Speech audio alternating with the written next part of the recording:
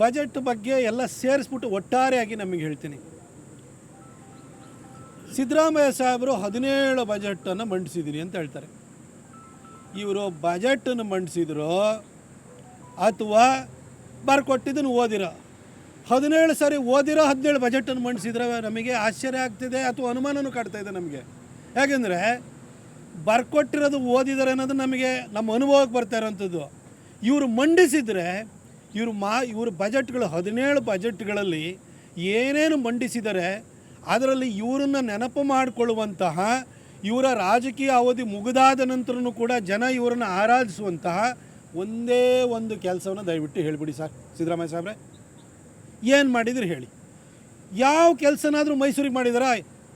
ಯಡಿಯೂರಪ್ಪ ಸಾಹೇಬರು 2008ರಲ್ಲಿ ಮುಖ್ಯಮಂತ್ರಿ ಆದ ಕೂಡಲೇ ಶಿವಮೊಗ್ಗದಂತಹ ಒಂದು ಅಭಿವೃದ್ಧಿಯೇ ಹೊಂದದೇ ಇದ್ದಂತಹ ಜಿಲ್ಲಾ ಕೇಂದ್ರವನ್ನು 3 ವರ್ಷಗಳಲ್ಲಿ ಬದಲಾವಣೆಯನ್ನು ಮಾಡಿದರು. ಅದರ ಚಿತ್ರಣವನ್ನು ಬದಲಾಯಿಸಿದರು.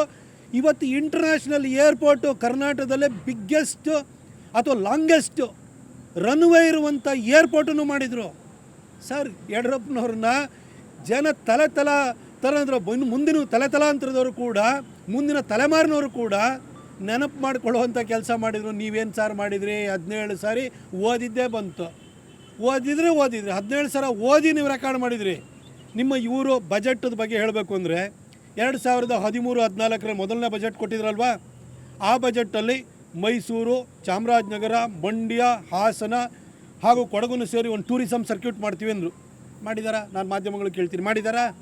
2013-14ರಲ್ಲಿ 2017-18ರಲ್ಲಿ ಇಮ್ಮಾವು ಹತ್ರ 100 ಎಕರೆ ಭೂಮಿಯಲ್ಲಿ ಫಿಲ್ಮ್ ಸಿಟಿ ಮಾಡ್ತೀನಿ ಅಂದರು. 2017-18 ಆಮೇಲೆ 5 ವರ್ಷ ಜನ ಇವರಿಗೆ ಇಲ್ಲಿ ರಜೆ ಕೊಟ್ಬಿಟ್ರು. ಇಲ್ಲಿಂದ ಚಾಮುಂಡೇಶ್ವರಿಯಿಂದಲೇ ಸಾಕು, ಬರೀ ಸುಳ್ಳು ಹೇಳೋದು ನೀವು ಅಂತ ಕಳಿಸಿದರು. ಆ ಬದಾಮಿಯವರೇನೋ ಇವ್ರನ್ನ ಕೈ ಹಿಡಿದ್ರು, ವಾಪಸ್ಸು ಹೊರನಾಕ್ಕೆ ಬಂದಿದ್ದಾರೆ. ಆಯಿತು, 2023ರಲ್ಲಿ ಮತ್ತೆ ಮಧ್ಯಂತರ ಬಜೆಟನ್ನು ಮಂಡಿಸಿರೋ, ಇಮ್ಮಾವು ಬಗ್ಗೆ ಮಾತಾಡಿರೋ. ಆಯಿತಾ? 24-25 ಬಜೆಟ್ ಆಯಿತು, 25-26 ಬಜೆಟ್ ಆಯಿತು. ಈಗ 26-27ನೇ ಬಜೆಟನ್ನು ಮಂಡಿಸಿದರೆ ಅಲ್ಲ ರೀ. 17-18ರಿಂದ ಸತತವಾಗಿ 4 ಬಜೆಟಲ್ಲಿ ಇಮ್ಮಾವು ಫಿಲ್ಮ್ ಸಿಟಿ ಬಗ್ಗೆನೇ ಮಾತಾಡ್ತಿದ್ದಾರೆ. ಇದೊಂಥರ ಹೆಂಗಾಗಿದೆ ಅಂತಂದರೆ, ನಮ್ಮ ಸೀರಿಯಲ್ಗಳು ಬರ್ತಾವಲ್ಲ, ಮೆಗಾ ಸೀರಿಯಲ್ಗಳು, ಎಪಿಸೋಡ್ ಮೇಲೆ ಎಪಿಸೋಡ್ ಬರ್ತಿರ್ತವೆ, ಸೇಮ್ ಸ್ಟೋರಿ ಮಾತ್ರ ಸೇಮು, ಘೋಷಣೆ ಮಾತ್ರ ಆಗ್ತಾನೆ ಇದೆ. ಆದರೆ ಕಾರ್ಯಗತ ಏನಾರು ಆಗ್ತಾಯಿದೆಯಾ? ಏನೂ ಆಗ್ತಾಯಿಲ್ಲ. ಏನು ಕಾಂಟ್ರಿಬ್ಯೂಷನ್ ಹೇಳಿ ಅವ್ರದ್ದು? ಸಿದ್ದರಾಮಯ್ಯನವ್ರನ್ನ ಎಷ್ಟು ದಿನ ಇರ್ತಾರೋ ಗೊತ್ತಿಲ್ಲ, ಇನ್ನೊಂದು ತಿಂಗಳು ಇರ್ತಾರೋ, 15 ದಿನ ಇರ್ತಾರೋ, ಅಥವಾ ಇನ್ನೇನೋ ಗುದ್ದಾಡ್ಕೊಂಡು ಉಳಿದಿದ್ದ ಟರ್ಮೂ ಕಂಪ್ಲೀಟ್ ಮಾಡ್ತಾರೋ ಗೊತ್ತಿಲ್ಲ. ಆದರೆ ನೀವ್ರನ್ನ ನೆನಪು ಮಾಡಿಕೊಳ್ಳುವಂಥ ಒಂದೇ ಒಂದು ಯೋಜನೆ ಹೇಳಿ ಸರ್. ಏನಾರು ಇದೆಯಾ ಸರ್? ನಮ್ಮ ಯಡಿಯೂರಪ್ಪ ಸಾಹೇಬ್ರ ಥರ ನೀವು ಮಾಡಿದಂಥ ಒಂದು ಘನ ಕಾರ್ಯ ಹೇಳಿ. ಯಡಿಯೂರಪ್ಪ ಸಾಹೇಬ್ರು ಇದೆ, ಮೈಸೂರು ಪಾಲಿಕೆಗೆ 100 ಕೋಟಿ ಕೊಟ್ಟಿದ್ದರು, 100 ಕೋಟಿ ರೂಪಾಯಿನ ಕೊಟ್ಟಿದ್ದರು. ಮಹಾನಗರ ಪಾಲಿಕೆ ಜೊತೆಗೆ ನಗರ ಪಾಲಿಕೆಗಳಿಗೆ ಹಾಗೆ ನಮ್ಮ ನಗರ ಸಭೆಗಳಿಗೆ ಅಲ್ಲಿಗೆ 25 ಲಕ್ಷದಂಗೆ ಕೊಟ್ಟಿದ್ದರು. ಸರ್, ನೀವೇನು ಕೊಟ್ಟಿದ್ದೀರಿ ಸರ್? ಏನೂ ಕೊಟ್ಟಿಲ್ಲ.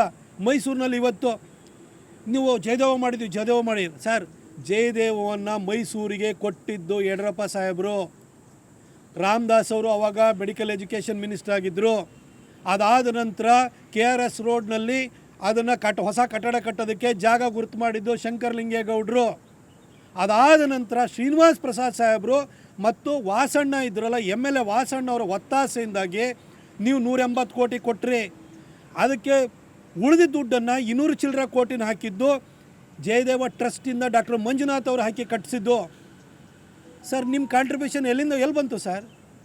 ಆಯಿತು, ಇವತ್ತು ಕಿದ್ವಾಯಿ ಆಸ್ಪತ್ರೆ ನಮ್ಮದು ಸರ್, ಅದು ನಮ್ಮ ಕಾಂಟ್ರಿಬ್ಯೂಷನ್ನು. ನಮ್ಮ ಯಡಿಯೂರಪ್ಪ ಸಾಹೇಬರು ಘೋಷಣೆ ಮಾಡಿದ್ದು, ನಮ್ಮ ಬಸವರಾಜ ಬೊಮ್ಮಾಯಿ ಸಾಹೇಬರು 50 ಕೋಟಿ ಕೊಟ್ಟಿರೋದು, ನಿಮ್ಮದಲ್ಲ ಅದು. ನಿಮ್ಮದೇನಿದೆ? KR ಹಾಸ್ಪಿಟಲ್ಗೆ 89.5 ಕೋಟಿ ನವೀಕರಣ ಮಾಡೋದಕ್ಕೆ ನೀವು ಫಸ್ಟ್ ಸರಿ ಮುಖ್ಯಮಂತ್ರಿ ಆಗಿದ್ದಾಗ ಡಾಕ್ಟರ್ ಶರಣ್ ಪ್ರಕಾಶ್ ಪಾಟೀಲ್ ಅವರು ಬಂದಿದ್ದರು. ಆ ರಿವ್ಯೂ ಸಭೆನ ನಾನು ಭಾಗಿಯಾಗಿದ್ದೆ. ಆ 89 ಕೋಟಿ ಕೊಡಲಿಲ್ಲ ನೀವು. ಅದನ್ನು ನಮ್ಮ ಬಸವರಾಜ ಬೊಮ್ಮಾಯಿಯವರು ಕೊಟ್ಟಿದ್ದು. ನಿಮ್ಮದೇನಿದೆ ಸರ್ ಇಲ್ಲಿ? ನಿಮ್ಮ ಕಾಂಟ್ರಿಬ್ಯೂಷನ್ ಏನಿದೆ ಹೇಳಿ? ಅಲ್ಲಿ ಸೂಪರ್ ಸ್ಪೆಷಾಲಿಟಿ ಹಾಸ್ಪಿಟಲ್ಲು KRS ರೋಡ್ನಲ್ಲಿ ಆಯಿತು, ಎಕ್ವಿಪ್ಮೆಂಟ್ಸೇ ಕೊಡಲಿಲ್ಲ ಸರ್, ಖಾಲಿ ಬಿಲ್ಡಿಂಗು ಅದು. ಇವಾಗ ಅದನ್ನು ಕೋವಿಡ್ ಟೈಮ್ ಒಳಗಡೆ ನಾವು ಅದನ್ನು ಇನಾಗ್ರೇಟ್ ಮಾಡಿದ್ದು, ಅದಕ್ಕೊಂದಷ್ಟು ಎಕ್ವಿಪ್ಮೆಂಟ್ ಕೊಡಿಸಿದ್ದು. ನೀವೇನು ಮಾಡಿದಿರಿ ಸರ್ ಇಲ್ಲಿವರೆಗೂ? ಮೈಸೂರಲ್ಲಿ ಸಿದ್ದರಾಮಯ್ಯನವ್ರನ್ನ ಹೆಸರು ಹೇಳೋದನ್ನ ಮುಂದಿನ ತಲೆಮಾರು ಹೇಳುವಂತಹ ಯಾವ ಕೆಲಸ ಇದೆ ಹೇಳಿ ಸರ್. ಏರ್ಪೋರ್ಟು 319 ಕೋಟಿ ನಾನು ತಂದಿರೋದು ನಮ್ಮ ಬಸವರಾಜ ಬೊಮ್ಮಾಯಿ ಅವ್ರ ಹತ್ರ ತೊಗೊಂಬಂದಿದ್ದೀನಿ ಸರ್. ಈಗ ಯಾವುದೋ IT ಸಿಟಿ ಮಾಡ್ತೀನಿ ಅಂತ ಹೇಳ್ತೀರಿ ಸರ್. 2022-23 ನಾವು ಕೋಚ್ನಲ್ಲಿ 200 ಎಕರೆ ಜಾಗ ಗುರುತು ಮಾಡಿಸಿ L&T ಅವ್ರ ಹತ್ರ DPR ಮಾಡಿಸಿ KENS ಟೆಕ್ನಾಲಜಿ ಅವ್ರ ಹತ್ರ ಸೆಮಿ ಕಂಡಕ್ಟರ್ ಯೂನಿಟ್ ತರೋದಕ್ಕೆ ನಾವು ಹೊರಟವರು. ನಿಮ್ಮ ಸರ್ಕಾರ ಬಂದಾಗ ನೀವು ಪ್ರಿಯಾಂಕರ್ಗೆ ಎಲ್ಲ ಹೋಗ್ಬಿಟ್ಟು ಸಂಜೀವ್ ಗುಪ್ತಾ ಹತ್ರ ಫೋಟೋ ತೆಗ್ಸಿದ್ರಿ ಹಿಂಗೆ ಆ KENS ಟೆಕ್ನಾಲಜಿ ಓನರ್ನ ಕರೆಸ್ಕೊಂಡು. KENS ಟೆಕ್ನಾಲಜಿ ಬಂತ ಸರ್, ಅದು ಮಾಡಿದರೆ ನೀವು IT ಸಿಟಿ ಮಾಡೋದೇನು, ಒಂದು ಸೆಮಿ ಕಂಡಕ್ಟರ್ ಯೂನಿಟ್ ಬಂತು ಅಂತಂದರೆ ಎಲ್ಲ ಸಾಫ್ಟ್ವೇರಿಗೆ ಸಂಬಂಧಪಟ್ಟ ಎಲ್ಲ ಉದ್ಯಮಗಳು ತಾವಾಗೇ ಬರೋದು ಸರ್. ಮಾಡಿದ್ರ ಸರ್ ನೀವು? ನಮ್ಮ ಕರ್ನಾಟಕನ ಬಿಟ್ಟು ಹೋದ್ರು ಅವರು. ನಿಮಗೆ ನಿಜವಾಗ್ಲೂ ಉದ್ದೇಶ ಶುದ್ಧಿ ಇದ್ದರೆ, ನಿಮಗೆ ಮೈಸೂರು ಅಭಿವೃದ್ಧಿ ಆಗಬೇಕು ಅನ್ನೋ ಭಾವನೆ ಇತ್ತು ಅಂದಿದ್ರೆ ಆ KENS ಟೆಕ್ನಾಲಜಿ ಸೆಮಿ ಕಂಡಕ್ಟರ್ ಯೂನಿಟನ್ನು ನೀವು ಇಲ್ಲಿ ತರ್ತಾಯಿದ್ರಿ. ಅದು ಮಾಡಲೇ ಇಲ್ಲ ನೀವು. ಈಗ ಬಂದು IT ಸಿಟಿ ಮಾಡ್ತೀನಿ ಇನ್ನೇನು ನೀವು ಬಜೆಟ್ ಮಂಡಿಸಿ ಅದರೊಳಗಡೆ, ಅಥವಾ ನೀವು ಅದು ಬಜೆಟ್ಗೆ ಅಂತಿಮ ಅನುಮೋದನೆ ಸಿಕ್ಕಿ ಕೆಲವೇ ದಿನಗಳಲ್ಲಿ ನೀವು ಇರ್ತೀರಾ ಇಲ್ವ ಅಂತ ನಮಗೆ ಗ್ಯಾರಂಟಿ ಇಲ್ಲ. ಹಾಗಿರಬೇಕಾದ್ರೆ ನೀವು ಏನು ನಿಮ್ಮನ್ನು ಯಾಕಾಗಿ ಮೈಸೂರು ಜನ ನಿಮ್ಮನ್ನು ನೆನಪು ಮಾಡ್ಕೊಳ್ಬೇಕು ಹೇಳಿ ಸರ್? ಒಂದಾರು ಕೊಡುಗೆ ಇದೆ ಸರ್.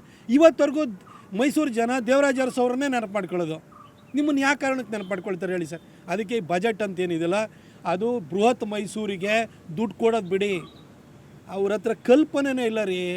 ಬರೀ ಸಭೆ ಸಮಾರಂಭದಲ್ಲಿ ಉಡಾಫೆ ಮಾತಾಡೋದು, ಇವ್ರ ಬಗ್ಗೆ ಒಂದು ತುಚ್ಛವಾಗಿ ಮಾತಾಡೋವಂಥದ್ದು.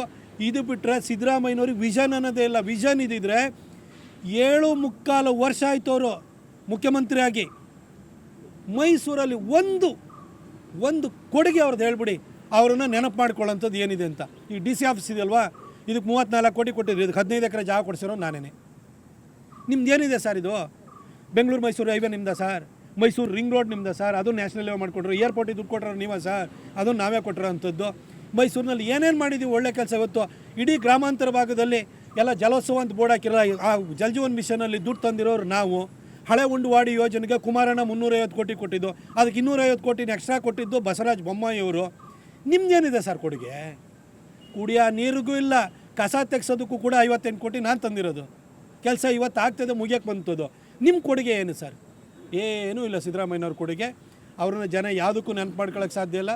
ಸುಮ್ಮನೆ ಏನೋ ಬೋರ್ಡ್ ಹಾಕೊಂಡು ಓಡಾಡ್ತಾರಲ್ವ. ಕೇಂದ್ರ ಸರ್ಕಾರ ಪ್ರಧಾನ ಮಂತ್ರಿ ಅಂತ್ಯೋದಯ ಅನ್ನ ಕಲ್ಯಾಣ ಯೋಜನೆ ಅಟಲ್ ಬಿಹಾರಿ ವಾಜಪೇಯಿ ಅವರು 2000ರಲ್ಲಿ ಮಾಡಿದ್ದಕ್ಕೆ 2011-12ರಲ್ಲಿ ಫುಡ್ ಸೆಕ್ಯೂರಿಟಿ ಆ್ಯಕ್ಟ್ ಅಂತ ಸುಮ್ಮನೆ ಬಿಲ್ ತಂದರು. ಮುಂದೆ 2013ರಲ್ಲಿ ಇವರು ಮುಖ್ಯಮಂತ್ರಿ ಬಂದಾದ ಕೂಡಲೇ ಕೇಂದ್ರ ಸರ್ಕಾರದವರು 32 ರೂಪಾಯಿ ಕೊಟ್ಟು ಅಕ್ಕಿ ಖರೀದಿ ಮಾಡಿ ರಾಜ್ಯ ಸರ್ಕಾರಕ್ಕೆ 3 ರೂಪಾಯಿ ಕೊಡ್ತಾಯಿದ್ರು. 29 ರೂಪಾಯಿ ತಾನು ಭರಿಸ್ತಾ ಇತ್ತು. ಅದರಲ್ಲಿ 2 ರೂಪಾಯಿ ಕಮ್ಮಿ ಮಾಡಿ 1 ರೂಪಾಯಿಗೆ ಅಕ್ಕಿ ಕೊಡ್ತೀನಿ ಅಂತ ಅದ್ರ ಮೇಲೆ ಸ್ಟಿಕ್ಕರ್ ಹಾಕೊಂಡ್ರಿ. ಅಷ್ಟೇ ನೀವು. ಪಾಲಿಕೆ ಕಮಿಷನರ್ ಇದಾರಲ್ಲ, ಇವರು ಎಂಥ ನಿಷ್ಕ್ರಿಯ ವ್ಯಕ್ತಿ ಅನ್ನೋದು ತೋರಿಸುತ್ತೆ. ರಿಂಗ್ ರೋಡಿಗೆ ಕರೆಂಟೊಂದು ವಿಚಾರದಲ್ಲೂ ಕೂಡ ನಾವು ಆ ಸಂದರ್ಭದಲ್ಲಿ ಅದನ್ನು ಕೇಬಲ್ ಲೇ ಮಾಡಲಿಕ್ಕೆ, ಕಂಬಗಳನ್ನು ಹೊಸದಾಗಿ ಹಾಕಲಿಕ್ಕೆ 2400 ಪೋಲ್ಗಳಿದೆ. ಅದಕ್ಕೆ ಮೂಡಾದಿಂದ ದುಡ್ಡು ಕಟ್ಟಿಸಿ ಕರೆಂಟ್ ಬಿಲ್ಲನ್ನು ಕಾರ್ಪೊರೇಷನ್ ಕಟ್ಟಿಸ್ಬೇಕು, ಮೇಂಟೆನೆನ್ಸನ್ನು ಕಾರ್ಪೊರೇಷನ್ ಮಾಡಬೇಕು ಅಂತೇಳಿ ಹೇಳಿದ್ದು. ಅದಾದ ನಂತರ ರಿಂಗ್ ರೋಡನ್ನು ಮೇಂಟೈನ್ ಅವರೇ ಮಾಡಬೇಕು. ಜೊತೆಗೆ ರಿಂಗ್ ರೋಡಿಗೆ 4 ಪಟ್ಟಣ ಪಂಚಾಯತಿಗಳಿಗೂ ಸಣ್ಣ ವ್ಯಾಪ್ತಿ ಬರುತ್ತೆ. ನಾನು ಎಲ್ಲ ಚೀಫ್ ಆಫೀಸರ್ಸು ಮತ್ತು ಹೂಟಗಳ್ಳಿ ನಗರಸಭೆ ಕಮಿಷನರ್ನ ಕರೆದು, ಇನ್ನು ಕೆಲವು ಕಡೆ ಪಂಚಾಯತಿ ಬರುತ್ತೆ, ಯಾಕಂದರೆ ಬೆಲವತ್ತ, ಸಿದ್ಲಿಂಗ್ಪುರ ಎಲ್ಲ ಪಂಚಾಯತಿ ಬರುತ್ತೆ, ಅವರಿಗೆ ಜವಾಬ್ದಾರಿನ ನಾನು ಗುರುತು ಮಾಡಿಕೊಟ್ಟಿದ್ದೆ ಅವರಿಗೆ. ನಿಮ್ದು ಇಲ್ಲಿರೋದಕ್ಕೆ ವ್ಯಾಪ್ತಿ ಇಲ್ಲಿವರೆಗೂ ರಾಯಲಿನ ಸರ್ಕಲಿಂದ ಹಿಡಿದು ಬೋಗಾದಿವರೆಗೂ ಕೂಡ ಹೂಟಗಳ್ಳಿಯವ್ರಿಗೆ ಬರಬೇಕು. ಅಲ್ಲಿಂದ ಬೋಗಾದಿಯಿಂದ ಮುಂದೆ ಹೋಗಿ ಕೂಡಲೇ ಶ್ರೀರಾಮ್ಪುರದವರೆಗೂ ಕೂಡ ಬೋಗಾದಿಯವ್ರು ಮಾಡಬೇಕು. ಈ ಥರ ಜಾಗ ಗುರುತು ಮಾಡಿಕೊಟ್ಟು ಪ್ರತಿ 3 ತಿಂಗಳಿಗೋಸ್ಕರ ಡ್ರೈವ್ ಮಾಡಬೇಕು ಅಂತ ಮಾಡಿದೆ. ಇವತ್ತು ನೋಡಿ ತಿಪ್ಪೆ ಆಗೋಗಿದೆ. ಡೆಬ್ರಿಸನ್ನು ತೊಗೊಂಬಂದು ಅಲ್ಲೇ ಹಾಕ್ತಾರೆ, ಕಸ ತೊಗೊಂಬಂದು ಅಲ್ಲೇ ಹಾಕ್ತಾರೆ. ಮೈಸೂರು ಪಾಲಿಕೆನ ನಾವು ಬೃಹತ್ ಮೈಸೂರು ಪಾಲಿಕೆಯನ್ನು ಮಾಡಲಿಕ್ಕೆ ಯಾಕೆ ಹೊರಟು ಅಂತಂದರೆ, ಈ ಕಸ ತೆಗೆಯೋದು, ಕುಡಿಯೋ ನೀರು ಕೊಡೋ ಅಂಥದ್ದು, ಇದೆಲ್ಲದೂ ಕೂಡ ಸೆಂಟ್ರಲೈಸ್ಡ್ ಆಗಿರಬೇಕು ಅನ್ನೋ ಕಾರಣಕ್ಕೋಸ್ಕರ ಮಾಡಿದ್ದು. ಈ ಕಮಿಷನರು ಪ್ರೊಆಕ್ಟಿವ್ ಆಗಿದ್ದಿತ್ತು ಅಂದರೆ ಈ ಪರಿಸ್ಥಿತಿ ಬರ್ತಾ ಇರಲಿಲ್ಲ. ಇವತ್ತು ಬೃಹತ್ ಮೈಸೂರು ಪಾಲಿಕೆ ಅಂತೇಳಿ ಹೇಳ್ಬಿಟ್ಟು ಏನು ಘೋಷಣೆ ಮಾಡಿ ಅಲ್ಲಿ ಹೋಗಿ ಆ ವರ್ಣ ಕ್ಷೇತ್ರದಲ್ಲಿ ಇರುವಂಥ ಹಳ್ಳಿಗಳನ್ನೆಲ್ಲ ಸೇರ್ಸೋದಕ್ಕೆ ನಾವು ಮಾಡಿದ್ದು. ಮೈಸೂರು ರಿಂಗ್ ರೋಡಿನ ಸುತ್ತ 10 ಕಿಲೋಮೀಟರ್ ರೇಡಿಯಸ್ ಒಳಗಡೆ ಎಲ್ಲ ಸೇರಿಸ್ಬೇಕು ಅಂತ. ಅಲ್ಲ ರೀ, ಆಲ್ನಳ್ಳಿನೇ ಸೇರಲ್ಲ ಅಂತಂದರೆ ನಿಮ್ಗೆ ಯಾವುದ್ರಿ ಪಾಲಿಕೆ ಇದು? ಆಲ್ನಳ್ಳಿ ನಿಮಗೆ ಓಟ್ ಹಾಕಲ್ಲ ಅಂತೇಳಿ ಹೇಳ್ಬಿಟ್ಟು ನಿಮಗೆ ಓಟ್ ಹಾಕೋರು ಮಾತ್ರ ಸೇರಿಸ್ಕೋತೀರಾ ನೀವು? ನಿಮಗೆ ನಾವು ರಿಂಗ್ ರೋಡಿಂದ ಹೋಯ್ತು ಅಂತಂದರೆ ಮುಂದೆ ಇಲವಾಲದವರೆಗೂ ಹೋಗಬೇಕು. ಇಲವಾಲ ಮನುಗನಹಳ್ಳಿವರೆಗೂ ಹೋಗಿ ಅಲ್ಲಿಂದ ಈ ಕಡೆ ಬಂದು ಕಡ್ಕೊಳ್ಳೋದು ಸೇರಿಸ್ಕೋಬೇಕಾದ್ರೆ ಇಂಡಸ್ಟ್ರಿಯಲ್ ಏರಿಯಾದ್ದು ಅವರು ಟ್ಯಾಕ್ಸ್ ಕಟ್ತಾರಲ್ಲ, ಆ ಟ್ಯಾಕ್ಸು ನಮಗೆ ಹ್ಯೂಜ್ ಟ್ಯಾಕ್ಸ್ ಬರುತ್ತೆ. ನಾವು ಮೇಂಟೆನೆನ್ಸ್ ಮಾಡ್ಬೋದು. ಹಾಗೆ ಹೂಟಗಳ್ಳಿ ನಗರಸಭೆ ಇದೆಯಲ್ಲ ಅದಕ್ಕೂ ಕೂಡ ಇನ್ಫೋಸಿಸ್ ಒಂದೇ ಸಾಕು ನಮಗೆ, ಕಾಮಧೇನು ಥರ ಇದೆ ಅದು. ಅವ್ರ ಟ್ಯಾಕ್ಸ್ ಸಾಕು ನಮಗೆ, ಇಂಡಸ್ಟ್ರಿದು ಟ್ಯಾಕ್ಸ್ ಸಾಕು, ಡೆವಲಪ್ ಮಾಡ್ಬೋದು. ಹೀಗೆ ಒಂದು ರೇಡಿಯಸ್ಸನ್ನು ನಾವು ನೆನಪು ಇದು ನಾವು ಗುರುತು ಮಾಡಿದ್ದು. ಆದರೆ ಇವ್ರು ಮಾತ್ರ ಹೋಗಿ ವರ್ಣ ಕಡೆ ಹೋಗ್ತಿದೆ. ನೀವು ನೋಡಿ ಅದನ್ನು ಬೃಹತ್ ಪಾಲಿಕೆದು ಆ ಕಡೆ ಹೋಗಿ ವರ್ಣಕ್ಕೆ ಹೋಗಿ ಸೇರ್ಕೊಂಡಿದ್ವಿ. ವರ್ಣದಲ್ಲಿ ಯಾರಿದ್ದಾರೆ? ನಿಮ್ಮ ತೋಟಗಳನ್ನೆಲ್ಲ ಸೇರಿಸ್ಕೊಂಬಿಟ್ಟು ಪಾಲಿಕೆ ಮಾಡ್ಕೊಂಡು ನಿಮ್ಮ ರಿಯಲ್ ಎಸ್ಟೇಟ್ ವ್ಯಾಲ್ಯೂ ಜಾಸ್ತಿ ಮಾಡ್ಕೊಳಕ್ಕೆ ಹೊಟ್ಟಿದ್ದೀರಾ. ಕಲ್ಪನೆನೇ ಇಲ್ಲ. ಜನಕ್ಕೆ ಒಳ್ಳೇದು ಮಾಡಬೇಕು ಅಂತಿಲ್ಲ. ಅವ್ರಿಗೆ ಯಾರು ಓಟ್ ಹಾಕೋರ, ಅವ್ರ ಜಾತಿ ಬಾಂಧವ್ರು ಯಾರು ಇದ್ದಾರಾ, ಅವ್ರಿಗೇನ ಆಗಬೇಕಾ, ಈ ಥರ ಯೋಚನೆ ಮಾಡುವಂತಹ ಒಬ್ಬ ವ್ಯಕ್ತಿ ಸಿದ್ದರಾಮಯ್ಯನವರು ಆಗಿದ್ದಾರೆ. ಅವ್ರಿಗೆ ವಿಷನ್ನೇ ಇಲ್ಲ.